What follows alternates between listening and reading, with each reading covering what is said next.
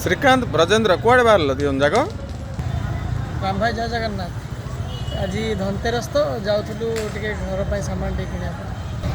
धनतेरस रे कौन किणी हुए आज आज की काम थिला पड़ला बा दिवन जा मिसी बाहर पड़चो घरे कहते गोसैयान भी कहते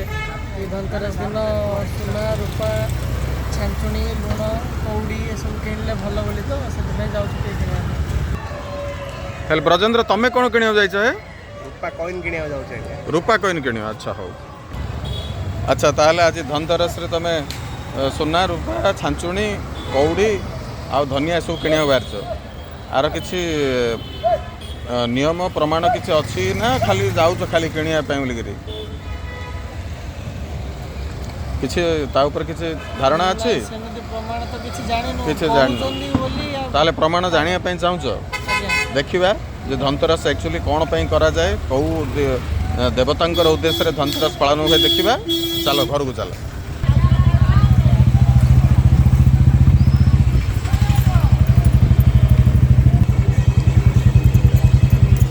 मांग आलती चली आज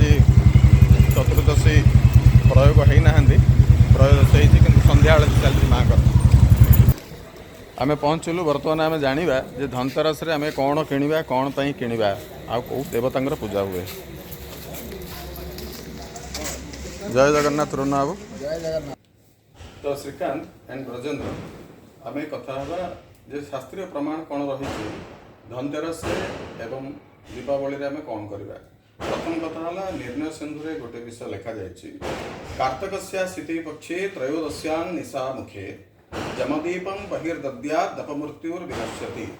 अर्थात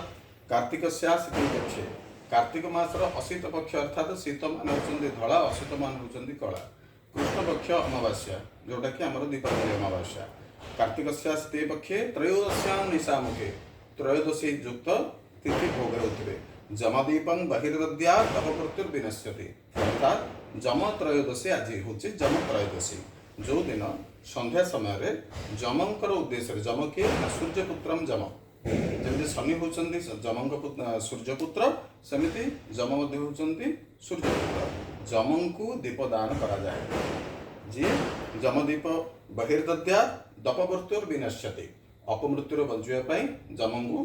दीपदान करा जाए संध्या समय प्रत्येक व्यक्ति दीप देवा कथा आउ कौन ना गोटे मंत्र अच्छे मृत्युना पाशदंडाभ्याम कालेन श्यामया सह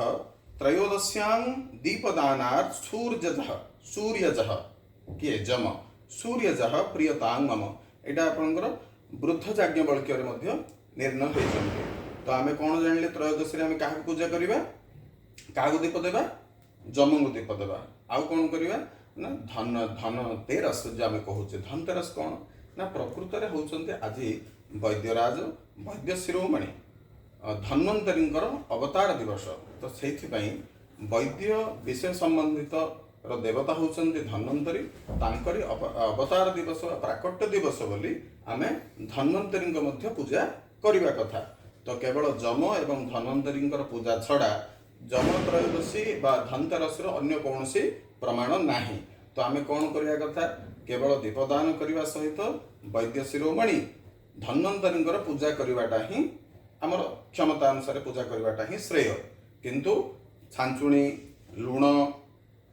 रूपा किणवा सुना किणवा कौड़ी किणवा धनिया किणवा ए सब आमर परंपरा अंतर्भुक्त नहीं। कलाचार अनुसार किए जने से समय किसी विषय उपस्थापन करछन्ती द्वारा आमे से परंपरा रे माति आइछु। तो आमे आज कौन शिखिले धन्वंतरींकर जयंती एवं जम त्रयोदशी जमंकर पूजा हबो एवं धन्वंतरी पूजा हबो। ठीक अछि। जय जगन्नाथ।